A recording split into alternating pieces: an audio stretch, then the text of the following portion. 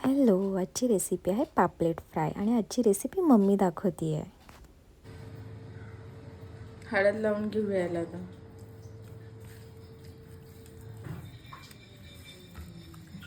मीठ टाकूया,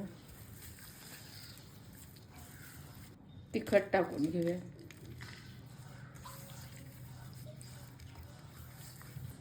याच्यामध्ये मिरची, कोथिंबीर, जिरे हे सर्व टाकून घेतलेलं आहे.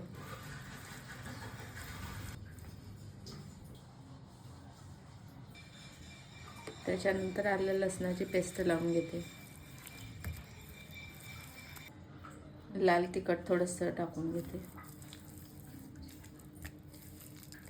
10 मिनटं मॅरिनेट करून ठेवायचं. याच्यामध्ये रवा, तांदळाचं पीठ, तिखट, मीठ आता हे सर्व कोटिंग करून घेऊया.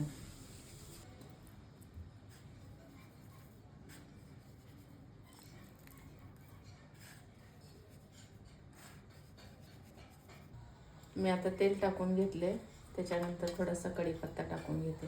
त्याच्यामध्ये मी थोडासा लसूण टाकून घेते. लसूणने थोडी टेस्ट येते. तर आपण ते मॅरिनेट केलेले पापलेट फ्राय करायला ठेवूया.